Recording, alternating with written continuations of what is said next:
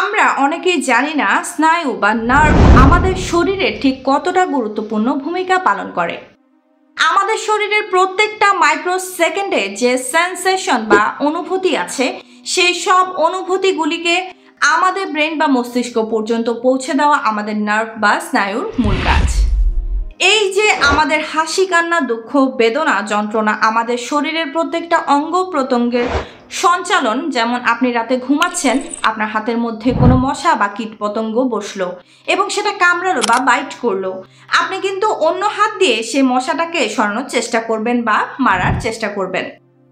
আমাদের স্নায়ু বা নার্ভ কিন্তু অবিরতভাবে কাজ করে চলেছে, এর কোনো রকম বিশ্রাম নেই। আমাদের শরীরের প্রত্যেকটা মাইক্রো সেকেন্ডে যে সেন্সেশন আছে সব কিন্তু মস্তিষ্ক বা ব্রেন পর্যন্ত পৌঁছে দেয়।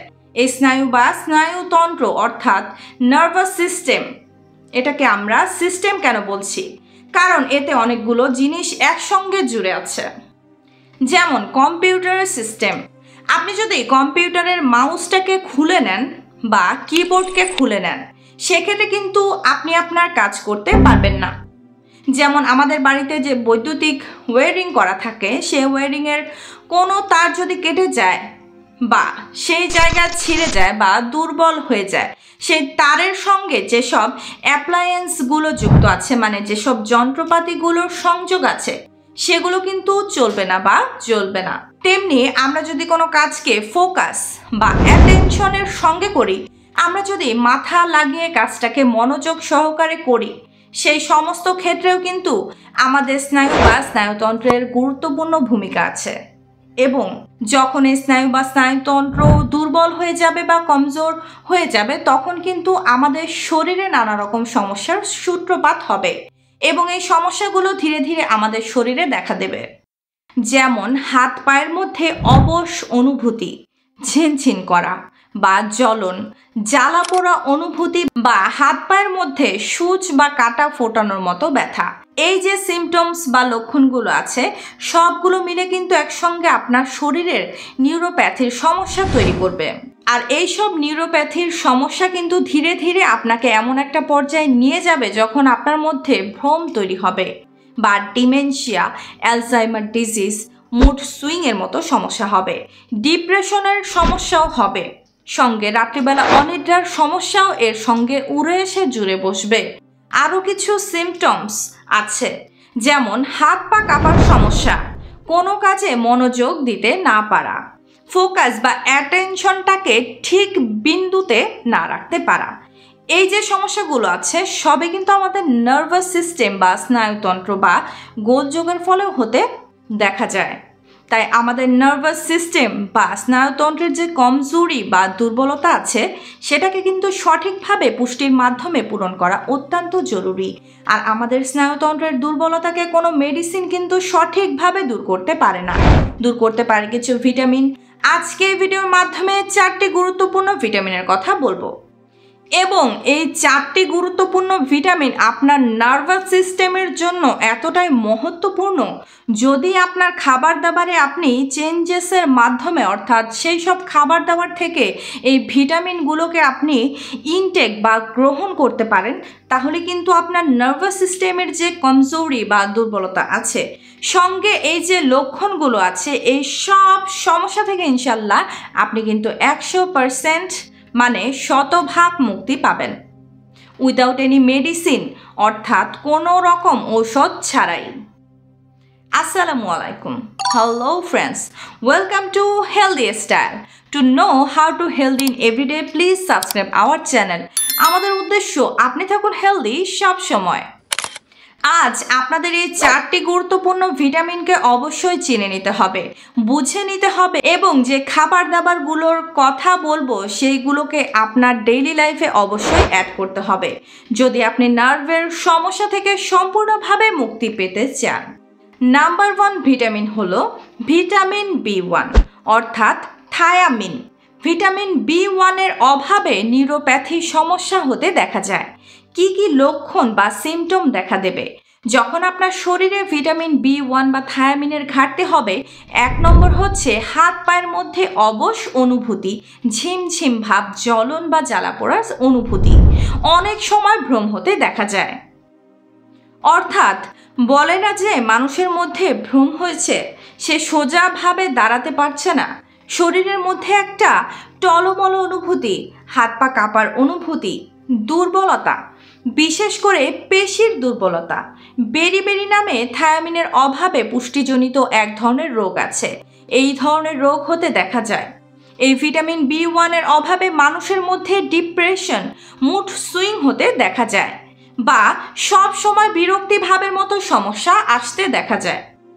কারণ আপনাদের বলে রাখি, এই যে ভিটামিন B1 আছে, এর মূল কাজ হলো আমরা যে খাবার দাবার খাচ্ছি সেই খাবার দাবার থেকে প্রাপ্ত গ্লুকোজকে এনার্জিতে কনভার্ট করা। এটা হলো ভিটামিন B1-এর মূল কাজ। এছাড়া আমাদের গোটা শরীরের যে জালের মতো নার্ভাস সিস্টেম ছড়িয়ে আছে, সেই সব নার্ভাস সিস্টেমকে মেরামত বা রিপেয়ারিংয়ের কাজ করে থাকে ভিটামিন B1 অর্থাৎ থায়ামিন। তাই আমাদের শরীরে যদি ভিটামিন B1-এর ঘাটতি ঘটে, এই সব সমস্যাগুলো কিন্তু শুরু হয়ে যাবে। এবার আপনাদের বলবো যে ভিটামিন B1 আপনারা কোন খাবার দাবার থেকে পাবেন, অর্থাৎ ফুড সোর্স কি কি। 1 নম্বর হচ্ছে ব্রাউন রাইস, অর্থাৎ লাল চাল আপনি খেতে পারেন। যদি ওটস খেতে পারেন, যদি যে কোনো প্রকার ডাল খেতে পারেন, তবে সব থেকে ভালো হয় মুসুর ডাল। এছাড়া কিডনি বিনস, কড়াইশুঁটি, ব্ল্যাক পিস, সূর্যমুখীর বীজ, বাদাম খেতে পারেন বা আপনারা তিলের বীজ খেতে পারেন। এই সব থেকেও ভরপুর মাত্রায় ভিটামিন B1 পাবেন। পালং শাক খেতে পারেন। যেসব সবজি আছে পালং শাক, রাঙা আলু, যেটাকে মিষ্টি বা মিঠা আলু বলা হয়ে থাকে, সেটা খেতে পারেন। মটরশুঁটি খেতে পারেন। যেসব ননভেজ সোর্স আছে যেমন মাছ, মাংস, ডিম বা চিকেন লিভার, এইসব খাবারের মধ্যে কিন্তু ভরপুর মাত্রায় ভিটামিন B1 থাকে, অর্থাৎ থায়ামিন থাকে। এইসব খাবার দাবারগুলোকে আপনাকে ডেইলি ডায়েটের মধ্যে অবশ্যই অ্যাড করতে হবে, তবে ভিটামিন B1-এর ঘাটতি পূরণ হবে। তার সঙ্গে সঙ্গে আপনার নিউরোপ্যাথির সমস্যা বা আপনার যে হাত পায়ের জ্বালা পোড়া, অবশ ভাব বা ঝিমঝিম অনুভূতি বা দুর্বলতা, পেশি লুজ হয়ে যাওয়া, দুর্বল হয়ে যাওয়া, এই সমস্যাগুলো থেকে মুক্তি পাবেন। দ্বিতীয় যে গুরুত্বপূর্ণ ভিটামিনটি আছে সেটি হলো ভিটামিন B6 অর্থাৎ পাইরিডক্সিন। এই ভিটামিন B6 অর্থাৎ পাইরোডক্সিনটা যেটা করে সেটা হলো নিউরোট্রান্সমিটার তৈরিতে সাহায্য করে। নিউরোট্রান্সমিটার কি জিনিস? যেমন আপনার স্মার্টফোন বা ফোন থেকে আপনি যখন কথা বলেন, অপর একজনের কাছে সেই বার্তা পৌঁছায়, অর্থাৎ কথা পৌঁছায় এবং তিনি শুনতে পান। তেমনি আমাদের নার্ভাস সিস্টেমের মধ্যে এক জায়গা থেকে অন্য জায়গায় সেন্সেশন বা অনুভূতি প্রেরণের যে কাজটা হয় বা বার্তা প্রেরণের যে কাজটা হয়, সেটা কিন্তু নিউরোট্রান্সমিটারের মাধ্যমে হয়ে থাকে। এই কাজটা মূলত করে থাকে ভিটামিন B6 অর্থাৎ পাইরিডক্সিন। যখন আপনার শরীরে ভিটামিন B6-এর ঘাটতি হবে, তখন কিন্তু অবশ অনুভূতি, জ্বালা পোড়া, ঝিমঝিম ভাব, পেশির দুর্বলতা, সূচ ফোটানোর মতো ব্যথা বা আপনার মধ্যে ভ্রম হতে পারে, ডিপ্রেশন হতে পারে, মুড সুইং হতে পারে, আরও নানা রকম সমস্যা হতে পারে। আর এই সবই কিন্তু ভিটামিন B6 বা পাইরিডক্সিনের ঘাটতির ফলে হতে দেখা যায়। আপনি ভিটামিন B6 এর ফুড সোর্স কি কি বা কোন খাবার থেকে সব থেকে বেশি পরিমাণে ভিটামিন B6 পাবেন, যেমন অঙ্কুরিত ছোলা, পালং শাক, মুসুর ডাল, সূর্যমুখীর বীজ, মাছ, মাংস, ডিম, দুধ খেতে পারেন বা আপনি কলা খেতে পারেন। এই সবের মধ্যে থেকে আপনি পর্যাপ্ত পরিমাণে ভিটামিন B6 পাবেন। এছাড়া কাঁচা আনাজ বা শাকসবজি থেকেও আপনি ভরপুর মাত্রায় ভিটামিন B6 পাইরিডক্সিন পাবেন। নিয়মিত কাঁচা শাকসবজি খাওয়ার চেষ্টা করবেন, তাহলে আপনার শরীরে ভিটামিন B6 এর ঘাটতি হবে না। সঙ্গে সঙ্গে নিউরোপ্যাথির সমস্যা থেকে আপনি মেডিসিন ছাড়াই খুব দ্রুত মুক্তি পেতে পারেন। এরপরে যে গুরুত্বপূর্ণ ভিটামিনটির কথা বলবো, আপনার শুনে আশ্চর্য হবেন। এই ভিটামিনটি হলো আমাদের নার্ভের মূল খাদ্য বা খাবার, নার্ভের জীবন বলতে পারেন।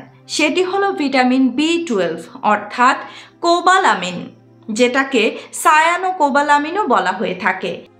এই ভিটামিন B12 করে কি জানেন?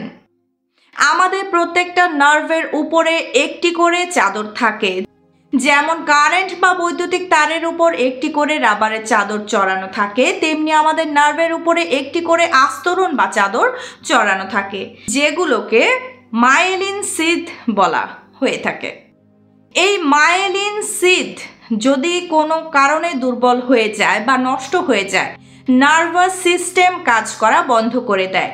এই মায়োলিন সিদ রিপেয়ারিং এর কাজ করে ভিটামিন B12, অর্থাৎ আমাদের শরীরে ভিটামিন B12 এর ঘাটতি হয়ে গেলে মায়োলিন সিদ কিন্তু খুব দ্রুত দুর্বল হয়ে যায়, নিউরোপ্যাথি সমস্যা আসতে দেখা যায়। ভিটামিন B12 বা কোবালামিন আমাদের শরীরে নিয়মিত গেলে এই মায়োলিন সিদের দুর্বলতা কিন্তু কোনোদিন আসার কথা নয়। সঙ্গে নিউরোপ্যাথি সমস্যাও দ্রুত মেরামত হয়ে যায় বা রিপেয়ার হয়ে যায়।